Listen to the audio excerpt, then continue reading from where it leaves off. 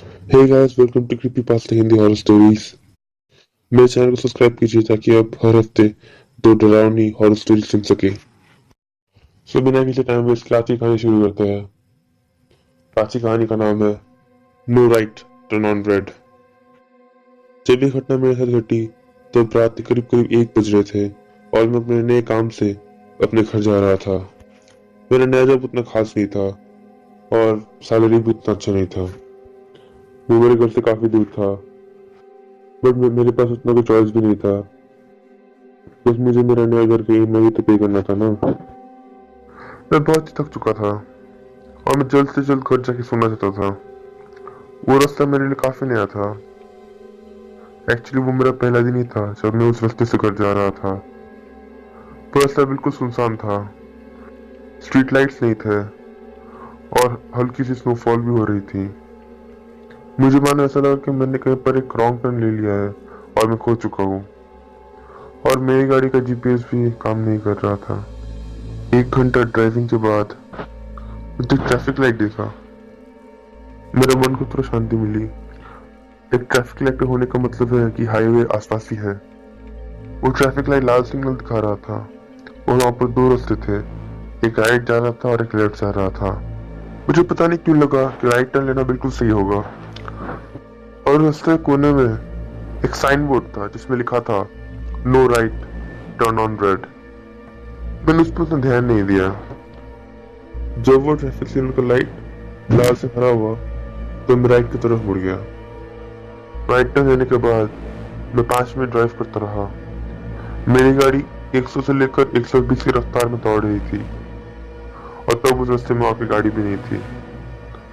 तभी अचानक कुछ मेरे गाड़ी के सामने आ गया। एक जोर से आवाज आया। मैं तुरंत ही ब्रेक दबाया और मैं अपनी गाड़ी को साइड में पार्क कर दिया। मैंने उस गाड़ी का इंजन बंद किया और 2 मिनट तक गाड़ी में बैठा रहा और ये सोच रहा था कि काश वो कोई जानवर हो। 5 मिनट के बाद मैं गाड़ी से बाहर निकला और जब मैं थोड़ा आगे बढ़ा तो मैंने एक बच्चे का पैर देखा। ऐसे मानो कि मेरा दिल धड़कना बंद हो गया था। मैं अपने घुटनों के बल गिर चुका था। मैं बहुत ही शर्मिंदा था। मैं धीरे से खड़ा हुआ और उस बच्चे के पास जाने लगा। वो एक लड़की थी, 8 से 9 साल के बीच। उसके पास एक नीला रंग का बैग था और वह स्लीपिंग बैग हाथ में पकड़ी हुई थी। वो सर के बल गिरी थी। उसके बाल पूरे खून में लथपथ थे। धीरे धीरे स्नोफ्लेक्स उसके बेजान शरीर पर आके गिरे। मानो ऐसा लग रहा था कि कोई परी आसमान से गिरी हो।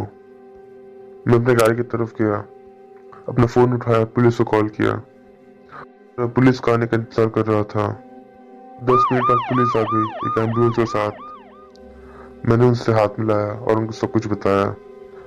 एक सीनियर पुलिस ऑफिसर ने कहा कि मेरी गलती नहीं है और जब मैंने उनको वो लड़की का बॉडी दिखाने की कोशिश किया, वो लड़की वहां पर थी ही नहीं। वहां पर एक खून का बूंद तक नहीं था। इवन की बर्फ में उसका शरीर का छाप तक नहीं था। तुमने कहा कि तुमने एक बच्चे को गाड़ी से उड़ा दिया था, सीनियर ऑफिसर ने मुझे कहा। हाँ, मैंने कहा। वहां पर एक बच्ची थी और वो बिल्कुल हिल नहीं रही थी। मैं बहुत ही घबरा गया था ऑफिसर, मैंने कहा। फिर उस ऑफिसर ने कहा कि शायद वो कहीं भाग गई होगी। क्या तुमने चेक किया था कि वो सांस ले रही थी या नहीं ले रही थी?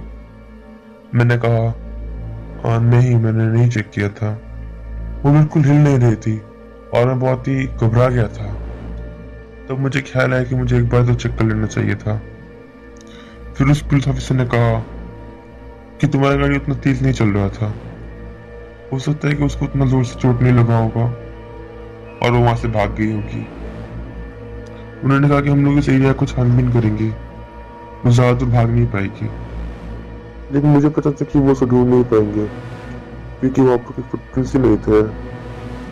मैं आधे घंटे तक गाड़ी में बैठा रहा और मुझे बहुत नींद आ रहा था। मैं ऑलमोस्ट सो गया था जब मुझे मेरी गाड़ी के विंडो पे एक नॉक सुनाई दिया। वो पुलिस ऑफिसर था। उसने कहा कि उससे कोई लड़की नहीं मिली। मुझे पता ही था कि ऐसा होगा। बिना अपने टाइम वेस्ट किए घर की तरफ बढ़ने लगा। उस रात में उतना ठीक से सो नहीं पाया, लेकिन जब मैं काम से लौट रहा था तो फिर से खो गया। हाँ, मैं फिर से खो गया। कुछ देर ड्राइव करने के बाद मैं फिर से वही मोड़ पे आया जब मुझे वो लाल रंग का लाइट दिखा, वो ट्रैफिक लाइट, और कोने में लिखा था नो राइट टर्न रेड। मैं उस लाल लाइट को हरा होने का वेट कर रहा था। जब वो लाल लाइट हरा हुआ तब मैंने राइट टर्न लिया, बट इस बार मेरी गाड़ी 50-60 की स्पीड में चल रही थी। इस बार मैं बहुत समझदारी से ड्राइव कर रहा था, हर तरफ देख रहा था, लेकिन फिर से एक आवाज आया मेरी गाड़ी के सामने। मैंने जोरों से ब्रेक दबाया और चिल्लाया, ये फिर से नहीं हो सकता मेरे साथ। मैं गाड़ी से बाहर निकला और मेरा मुंह खुला का खुला रह गया। ये वही लड़की थी, वही ब्लू कलर का बैग लेके, रात में स्लीपिंग बैग, जो कि सर के बल गिरी थी और उसके बाल खून में लथपथ थे। मैं अपनी गाड़ी की तरफ दौड़ा पुलिस को कॉल करने के लिए, लेकिन इसे मुझे लगा कि मुझे चेक कर लेना चाहिए कि लड़की जिंदा है कि नहीं। मैं पीछे मुड़ा उसे देखने के लिए, तो तब तक वो गायब हो चुकी थी। मैं उस वहां से घर चला गया। मेरे काम का तीसरा दिन, तो अपने ऑफिस में बैठा था, पर मेरे काम में उतना खास मन नहीं लग रहा था। मेरे दिमाग में बहुत सारे ख्याल आ रहे थे। एक लड़की करीब करीब 8 साल की, वो अपने दोस्त के बर्थडे पार्टी में गई, पर उसके दोस्तों ने उसके साथ एक बहुत ही बुरा सा मजाक किया। वो रो रही थी। उसने अपनी मम्मी को कॉल किया उसको पिकअप कर लेने के लिए, पर उसकी मम्मी शायद बीमार थी, तो वो अकेली रात में घर जा रही थी जब उसको गाड़ी ने धक्का मार दिया, और वो गाड़ी शायद मेरा था, या फिर वो शायद एक हिट एंड रन केस था जो कि बहुत पहले हुआ था, और वो लड़की अभी भी अपने खूनी को ढूंढ रही है और उसको शायद मदद की सख्त जरूरत है। इस तरह काफी ख्याल मेरे मन में आ रहे थे, लेकिन इस बार मुझे कोई रास्ता मालूम था और मेरा गाड़ी का जीपीएस काम कर रहा था और उसमें उतना बर्फ भी नहीं था। तो मैं ऑफिस से निकला और ड्राइव करना शुरू कर दिया। 1 घंटे ड्राइव करने के बाद मुझे थोड़ा सा नींद आने लगा। मेरा आँख ऑलमोस्ट बंद ही हो गया था जब मैं ट्रैफिक सिग्नल के सामने आया। मैंने ठीक से देखा और उसके कोने में लिखा था no right turn on red. पर ऐसा कैसे हो सकता है? मैंने अपने आप से कहा, मैं तो इस तरफ आया ही नहीं था। क्या उस बच्ची की मदद करना मेरे भाग्य में लिखा था? मुझे बस अपने घर जाना था। मैं उस लाल लाइट को हराने का इंतजार कर रहा था। मैं इंतजार करता रहा। 1 घंटा बीत गया, 2 घंटा बीत गया, पर वो लाइट लाल से हरा नहीं हुआ। मैं गाड़ी में बैठा था, मुझे बहुत ही नींद आ रहा था। मैं चिल्ला के बोला, और कितनी देर?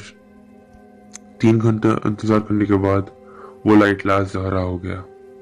मैंने अपना हाथ स्टीयरिंग व्हील पे रखा। मुझे पता था कि वो मेरे साथ फिर से होने वाला है। वो लड़की फिर से मेरी गाड़ी के सामने आएगी, और ये जानते हुए मैं ये होने नहीं दूंगा।